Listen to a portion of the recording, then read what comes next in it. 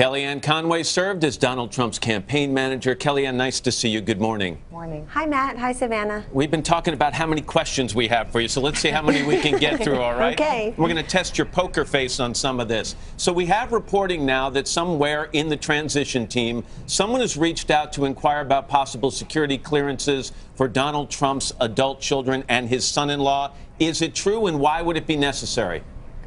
I am not intimately aware of that particular line of questioning, Matt, but I only know what I read, which is that the inquiries were made very informally, and that's all I know. But if his adult children are going to carry on running the family business, why would they even need a security clearance? Well, you know, we're filled with questions in the Trump transition, and that's just very logical. I know everybody's very concerned about security, which is a slightly separate matter. But at the same time, I'm sure that the Trump children will be there to support their father in informal capacities. And I think these are just regular inquiries among many that are made when folks are transitioning into a new administration for the Trump family, a new city.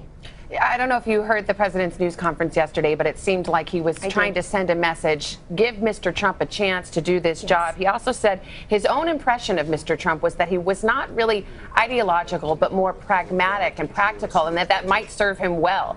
Do you agree with that assessment? Did the president have it right? I agree with President Obama's assessment about President-elect Donald Trump completely, and I'm very thrilled that the president would tell the country that, because it's an important voice to have out there right now, Savannah, as we try to have a peaceful transition and form a new government. I was very classy of President Obama, and I think incredibly perceptive. Those who spend a little bit of time beyond the caricatures, beyond the ridicule, and get to know Donald Trump and listen to his message would come to a similar conclusion. And it's very important to us that the sitting president would see President-elect Trump in that regard. You'd find the same about Vice President-elect Mike Pence. They ran because they love the country. Right. They put their ideas out there, and they got, frankly, got an overwhelming response from the electorate. All right, poker face time. Rudy Giuliani, is he going to be Secretary of State? He could be. He certainly is a very close advisor of President-elect Trump's, and I spoke at that same CEO Council for the Wall Street Journal last night where you just showed Rudy on camera, and the mayor has enormous skill set, would be an excellent member of the cabinet, and that's where I'll leave it. Well, let's talk about Steve Bannon. As you know, and we talked about this with Reince Priebus yesterday, there's some controversy surrounding him. I mean, you heard Glenn Beck has called him terrifying and a nightmare. Obviously, Democrats aren't thrilled. They say he's a white nationalist. But beyond that, here's my question, because I know you guys have said this is his resume, this is his experience. He is, however, something of an unknown quantity. I mean, there aren't a lot of interviews. He hasn't spoken very much. Have you given any thought to having him speak or do an interview in a way to just reassure people that this person who has the president's ear isn't as scary as being portrayed? Well, I promise you he's not as scary, and he is as brilliant a tactician and our campaign general, frankly, on the field, as everyone is also saying, Savannah. I know him well. I work hand in glove with him, and I feel that these charges are very unfair. In terms of him being a public face of the campaign, I mean, that's a decision that we've made strategically.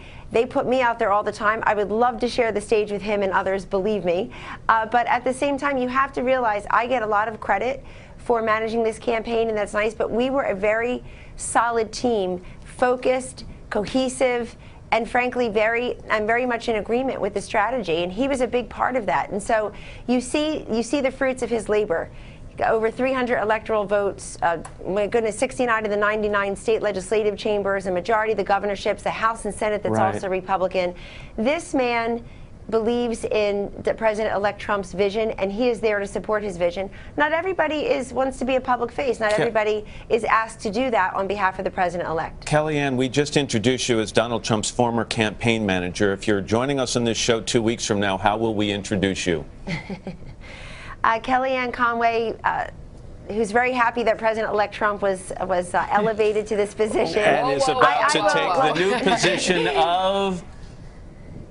Oh, well, to be determined, and President-elect Trump has been incredibly generous in discussing that with me. I could tell you, Matt and Savannah, I'm sure a lot of your viewers can relate. I didn't see I didn't see mom of 4 young children in any of the job descriptions.